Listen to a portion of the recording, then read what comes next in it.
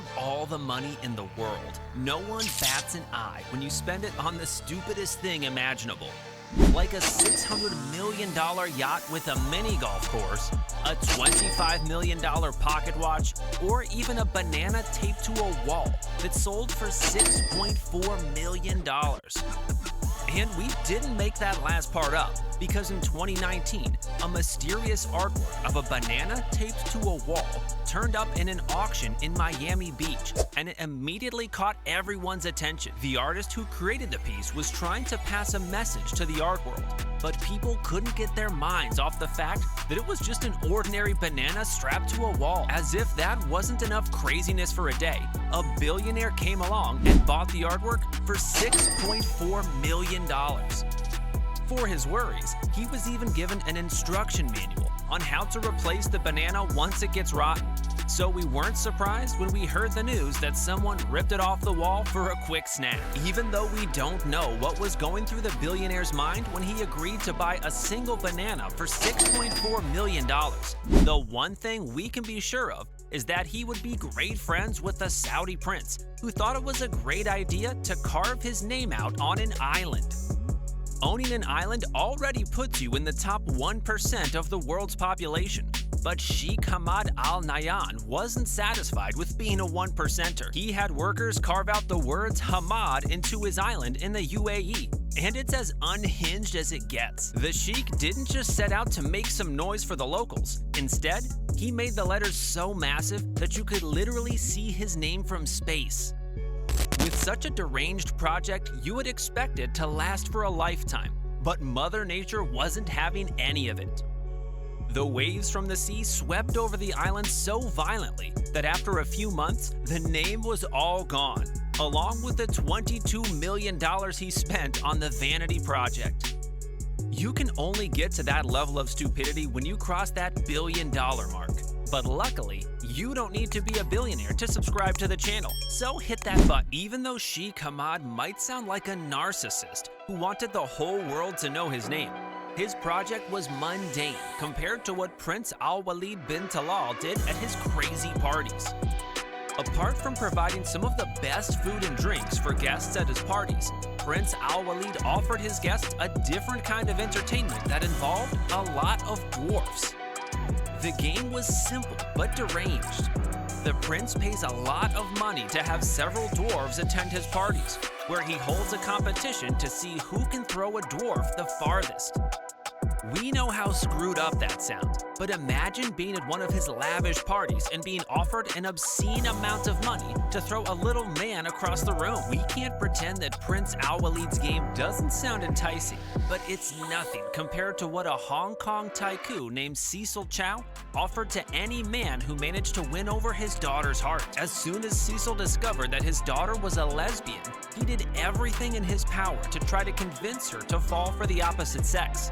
But once that failed, he took on an unconventional approach to the matter. Cecil Chow offered $65 million to any man who could get his daughter to marry her. And when that failed, he even doubled the prize. But it was of no use because she wasn't changing her mind. The only thing worse we can think about was the time an unknown billionaire commissioned a gold-plated iPhone, which cost $15 million. What made this purchase so outrageous was the fact that you could walk into any store to get the iPhone 5 for $700. But this guy couldn't be bothered with that.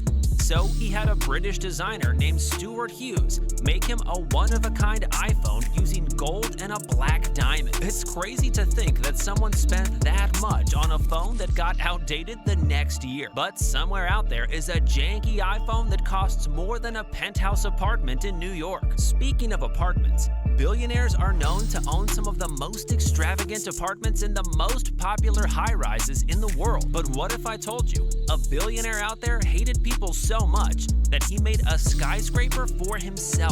At over 568 feet tall, you're looking at a building that could easily accommodate over 1,000 people. But a billionaire named Mukesh Ambani couldn't be bothered with petty details like that. He got together a team of over 600 engineers to build this absurd building from the ground up, and it only cost him $2 billion. We've heard about neighbors who hate living close to others, but Mukesh takes it to the max with this crazy building. He isn't the only one spending a boat ton of money to get away from people, because in 2022, billionaire Ken Griffin won an $8 million auction for a seat on Jeff Bezos' rocket to space. It was all part of Blue Origin's master plan to get the word out on space travel, and Ken was going to be the first non-astronaut to get the privilege of leaving the Earth's stratosphere. With all the hype surrounding the proposed flight, Ken Griffins did the most unexpected thing when he chickened out of the opportunity. It probably has something to do with the time a few billionaires got into a makeshift submarine headed for the wreck of the Titanic. And you can already tell what happened next. With hindsight, we know it's a terrible idea to try to dive over 13,000 feet below sea level without a sophisticated submarine.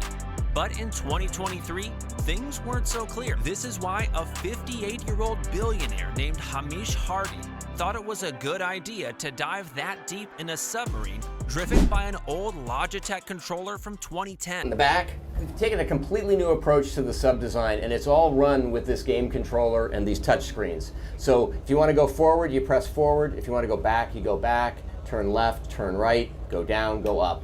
And it's Bluetooth, so I can hand it to anybody. And it's meant for a 16-year-old to throw it around, and super durable. We keep a couple of spares. The days after the submersible got lost at sea were some of the craziest we've seen so far, which is why most billionaires stick to buying things with their money. The Prime Minister of Saudi Arabia takes the crown when it comes to owning some freakishly expensive things, because he made a purchase in 2017 that still sounds insane by today's standards. Instead of buying a house or a private jet, Mohammed bin Salman was more interested in a 500-year-old painting from one of the world's greatest minds. Owning a piece of Leonardo da Vinci's genius is irrefutable proof that you've got all the money in the world. So MBS spent a staggering $450 million on a painting of Jesus holding an orb. With that kind of money, you could fill a whole museum with antiques from the Middle Ages, which is what MBS wished he had done when he heard claims that he might have bought a fake. That being said, the fear of fake Da Vinci's being out in the world wasn't enough to scare other billionaires from trying to get their hands on his work. This is why early on in his life, Bill Gates joined the exclusive club of billionaires with Da Vinci masterpieces. Instead of a painting that could be faked, Bill went for a manuscript filled with instructions and scribbles from the great inventor. The book is packed full of diagrams of devices that could never have been possible using the technology of Leonardo da Vinci's time. Almost like he was a time traveler. To make matters worse, Da Vinci coded his manuscript by writing right to left, so it could only be read using a mirror. He does mirror writing backwards. Because he was left-handed, like I am, if you write the normal way, then you are always smudging the ink. And so if you do it backwards, then you completely avoid that problem. So here you're just seeing the page exactly as it looked to Da Vinci. That's the kind of freaking stuff billionaires love to own, which is why Gates didn't have a problem coughing up $30 million for the book. While Bill Gates might be into 500-year-old books, fellow tech CEO Elon Musk bought a car from a James Bond movie that could take you to the Titanic. We might have stretched the truth a bit with that one, but for the movie The Spy Who Loved Me, they made a realistic car that could transform into a submarine with the flick of a button. Every kid who watched the Bond film wanted to get their hands on that vehicle, but Elon was a kid with a $1 billion bank account. He tracked down the car to a storage unit owned by a lovely old couple and paid them $1 million to take it off their hands. I don't know what it is with billionaires and subs, but Elon won't be the only one exploring the deep blue sea, because he will be joined by Richard Branson. Unlike Elon Musk, who had to hunt down a special submarine car, Branson owned an airline company, so he had the geniuses there make him a special sub that could explore the deepest parts of the ocean. For over $600,000, the plane engineers made Branson's submarine pressure-proof because he planned to take it for a trip to the Mariana Trench. That's one of the scariest things a billionaire could do, considering what happened to the last billionaires who went for a deep-sea dive. But if you really want to see the scariest thing that could ever happen to a billionaire, You need to look up pictures of a woman named Jocelyn Wilderstein, once a popular socialite who owned $10 million worth of jewelry.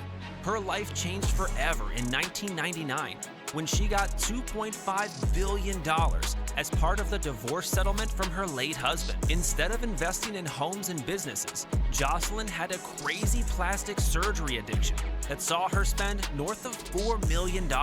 With each new procedure, she looked more and more like a crazy cat lady. And to make matters worse, her spending habits got worse. Like all good things, Jocelyn's billion-dollar fortune ran out, and she was left with $0 in her bank account while looking like a feline demon. Want to know what's worse than a woman who had so much plastic surgery she looks like a cat? It has to be the fact that a billionaire out there thought it was a bright idea to buy Jeffrey Epstein's infamous island. Steven Dekoff had the genius idea to take the pedo island off Epstein's hands. And instead of buying it for its original price, Dekoff got an insane price slag because islands like that go for over $100 million. But Dekoff got it for just $60 million. Before you get any bright ideas, Steven Dekoff plans to turn the island into a tourist destination, and we hope history doesn't repeat itself.